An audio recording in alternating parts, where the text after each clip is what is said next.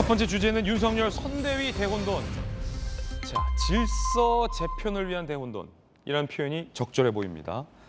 후보는 모든 일정을 잠정 중단하고 장고에 들어갔습니다. 그렇기 때문에 내일 예정돼 있었던 저와의 인터뷰도 일단은 불발이 됐습니다. 그리고 윤석열 선대위의 김한길, 김병준 그리고 6명의 본부장들 모두 다 일거 사퇴를 선언했습니다. 선대위 제로로 돌아간 겁니다. 어제 하루 동안 있었던 일 함께 보시죠. 김종인 위원장이 어제 오전 9시에 전격 마지막 카드를 꺼내든 겁니다. 선대위 전면운전 개편하겠다. 지른 거예요. 신지의 사퇴. 윤석열 후보가 어제 오전 모든 일정 전면 중단. 그 가운데 윤석열 후보가 아니 왜 나와 상의 없이 선대위 전면 개편을 단행하느냐 라며 대노했었다. 화를 냈었다라는 내용도 지금 취재했습니다. 저희가. 오후 2시 30분 김기현 원내대표, 김도읍 정책위 의장도 사의, 줄줄이 사퇴 사의. 총괄 상임 공동선대위원장, 총감 본부장, 선대위의 6본부장 일괄 사의 표명. 5시 45분 의원 전원 일괄 당직 사퇴. 밤 9시 당사에서 나온 윤 후보가 모두 제 탓이다. 선대위 개편 관련해서 결론 낼 것이다. 라고 밝혔습니다. 줄여보면 김종인 총괄위원장은 후보와 상의 없이 이대로는 안 된다. 선대위 개편해야 된다. 다 물러나! 라는 카드를 꺼내 들었고 후보는 한때 대노했지만 최종적으로 이를 받아들이며 선대위 재편에 나섰다. 이재명 기자, 이렇게 볼 수 있습니까?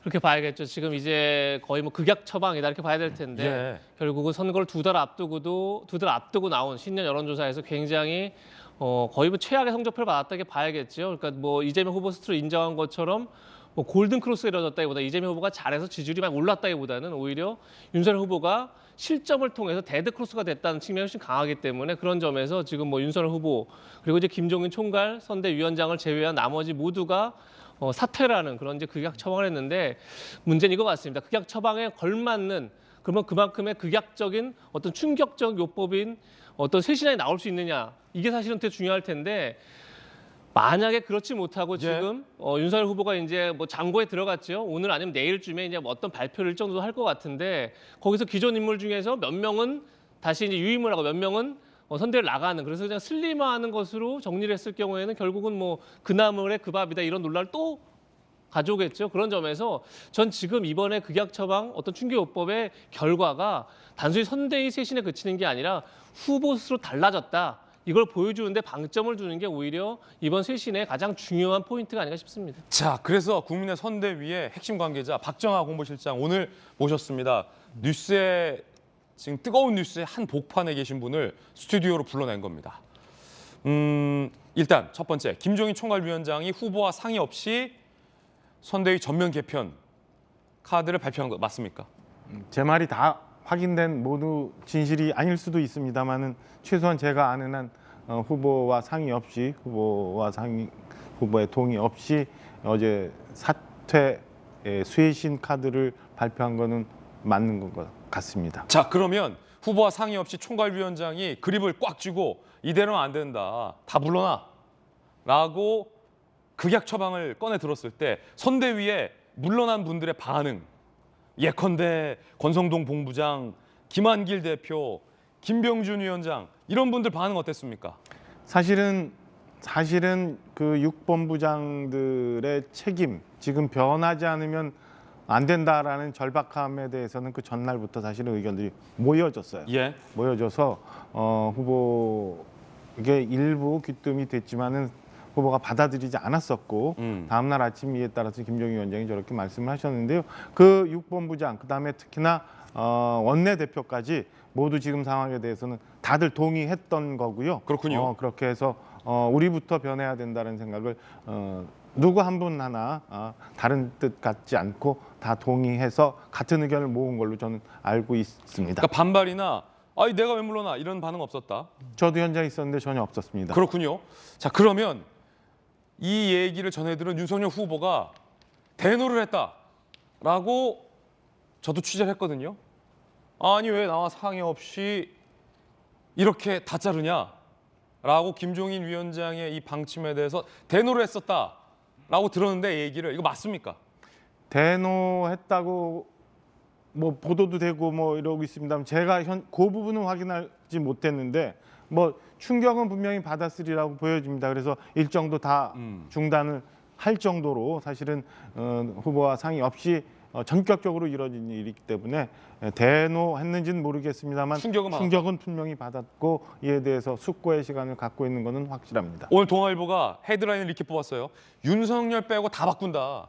그렇기 때문에 윤석열 후보가 충격을 받았든 대노를 했든 했을 것 같은데 윤석열 후보 일정을 다 중단했습니다. 잠정적으로. 아니 내일 저랑 인터뷰하기로 했었는데 이래도 됩니까?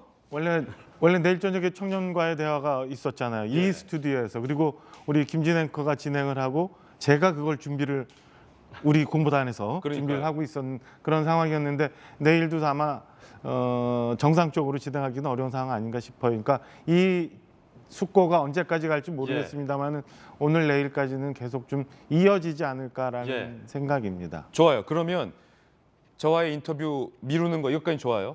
왜 후보는 일정을 다 중단한 거죠? 1월 1일 큰절하면서 변해야 된다. 저부터 변하겠습니다. 말씀을 드렸습니다만 그래도 여전히 선대위 문제 그다음에 이런저런 내홍들이 있으니까 그리고 지금 바뀌지 않으면 안 된다는 마음을 후보도 이제 절박하게 느낀 것 같아요. 그리고 6번 부장이 다 사퇴하고 하는 상황에서는 그 뜻을 받아들일 수밖에. 그리고 지금까지 사실은 경선 과정 거쳐오면서 그리고 지금까지 2달여 정도 선대위가 운영이 돼서 오는 과정 속에서 그래도 후보를 위해서 열심히 새벽부터 밤까지 같이 고민하면서 노력했던 그 6번 부장들이 있는데 뜻을 모아서 사의를 표한다니까 후보로서는 사실은 쉽게 받아들일 수 없는 그런 인간적인 고민도 좀 있으리라 생각이 듭니다. 그렇군요. 자, 그럼 상황을 정리해보면 왜냐하면 이거 갖고 뭐 설들이 벌써 많이 나요. 소문들도 많이 돌고 이 버전 저 버전 이 얘기들이 많이 돌고 있기 때문에 팩트만 정리해보면 김종일 총괄위원장이 후보와 상의 없이 쇄신이 필요하다라는 카드를 꺼내 들었고 6번 부장 포함해서 김한길, 김병준 책임 있는 분들이 반발 없이 물러나겠다라고 다 밝혔고 윤석열 후보는 충격을 받고 격앙된 반응을 보였지만 어젯밤 최종적으로 김종인 총괄위원장의 이 방침이 맞다라고 동의하고 일정을 중단한 채 고민에 들어갔다. 그게 맞습니다. 자, 윤석열 후보의 이야기 들어보시죠.